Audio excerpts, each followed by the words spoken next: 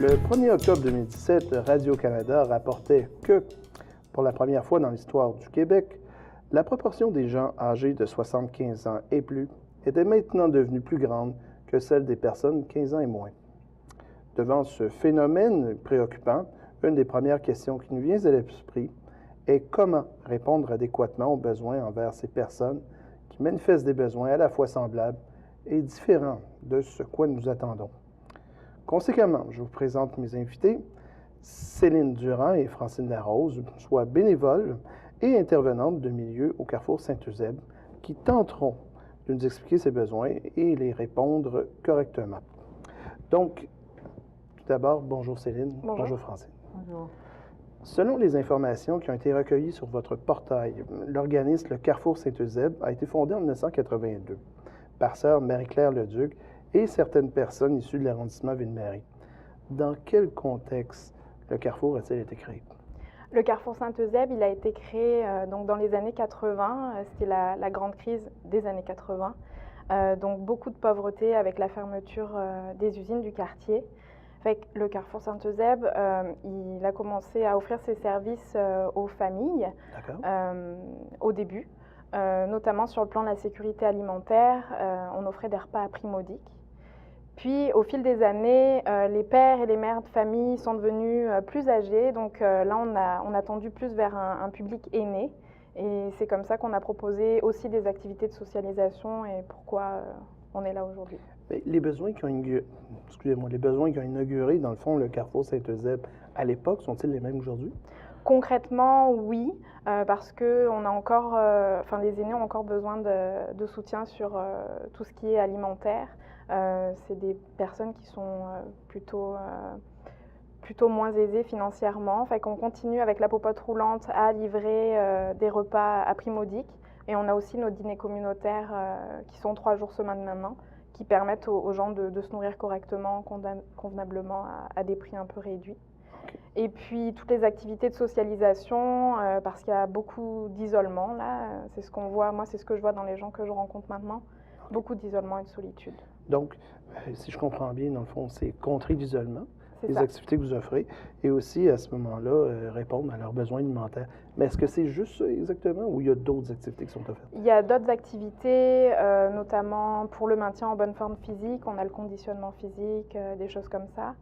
On a des activités socio-culturelles, notre club de lecture, les sorties au musée qu'on peut faire.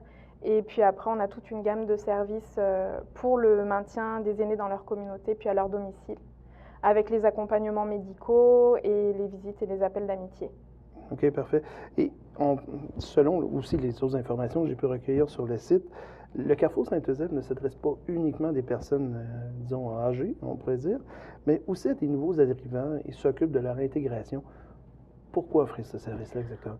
En fait, on a offert ce volet-là parce qu'on s'est dit que le public aîné, puis le public nouveaux arrivants peuvent souffrir des mêmes problématiques, notamment l'isolement. Donc, en fait, on a créé ce volet, ça s'appelle le projet Agir, pour vraiment que les aînés, les aînés québécois, puis les nouveaux arrivants puissent communiquer ensemble pour partager leur parcours de vie. C'est quelque chose qui les valorise, puis ça participe aussi à la création d'une société inclusive, en fait. OK, donc offrir une meilleure mixité sociale, mais au moins par un partage de connaissances. C'est ça. OK, parfait. Et un des services phares, Francine, du Carrefour Saint-Eusèbe, la popote roulante, à qui s'adresse exactement ce service-là? Bien, à tous les aînés, hommes ou femmes, et puis qui sont en perte d'autonomie, soit que ils peuvent pas se faire à manger, ou ils n'ont pas les moyens de manger 3 repas par jour. Ça va vraiment jusque-là. Mais est-ce que c'est nombreux dans l'arrondissement? Nous, à peu près, la popote roulante, ça représente régulièrement à peu près une 50aine de repas à date. Oh, quand même. Ouais, OK, quand même. Régulièrement. Par jour? Oui, oui. C'est un bon nombre, là. Ben, moi, quand j'ai commencé, c'était 3 fois par semaine. Maintenant, c'est rendu 5 fois par semaine. Oh. On livre 5 fois par semaine. Donc, ça s'accroît, c'est ce que j'en déduis. Oui, là. oui. Puis, il n'y a pas juste des aînés. Il y a parfois des personnes atteintes de maladies mentales. Ils sont très médicamentés, ils ne peuvent pas se faire en manger. C'est les travailleurs sociaux qui s'occupent d'eux. On fait de la livraison pour ces gens-là aussi. Des fois, il y a des jeunes qui sont handicapés, ils ne peuvent pas sortir de leur appartement. Alors, on va livrer des repas. En somme, c'est vraiment un service essentiel que vous offrez, là, c'est ce que j'ai entendu. Oui. Parfait. En terminant et de manière concise, j'aimerais vous demander quels sont les prochains défis qui attendent le Carrefour Saint-Eusèbe. Nous, les prochains défis, c'est vraiment recruter des bénévoles qui sont engagés, là, parce que c'est comme ça que dans le communautaire, on fonctionne. Puis c'est les services phares qui sont menés par les bénévoles. Moi, je voulais laisser la parole à Francine, justement, qui est bénévole à la Popote Roulante. Oui, tout à fait. Qui fait un travail remarquable. C'est sûr que moi, ma raison à moi de faire du bénévolat, c'était de ne pas rester à la maison quand je suis tombée à la retraite, c'est de ne pas tomber à rien faire et de me sentir utile aussi.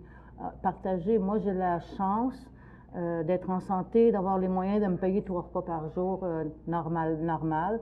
Puis j'ai une auto, alors je peux, disons, partager, là, tu sais. Ça fait, puis je rencontre des gens, puis il y a la compassion, il y a l'amitié. Moi, ça me fait rencontrer des gens au Carrefour. Moi, je ne vois pas nécessairement les personnes que je lis parce qu'on est deux, un qui livre le repas, puis moi, je conduis. Mais quand je vais au Carrefour avec des activités, puis tout ça, je rencontre des gens, je me suis fait des amis. Donc, quelque part, c'est gratifiant. C'est très gratifiant, oui. Voilà, vous recherchez quelque chose à travers oui, ça. Au début, moi, je ne pensais pas que c'était si important ce que je faisais parce que je le faisais 3 matins semaine. Puis pour moi, c'était pas grand-chose, 1h30, 2 heures. Mais je me suis rendu compte que ça les aidait beaucoup. Ils étaient très satisfaits, puis ils étaient très contents de m'avoir comme bénévole. Alors, on en a toujours besoin, des bénévoles. OK, d'accord. Donc, parfait. Bien, écoutez, merci Céline, merci Francine. Merci à vous. Merci.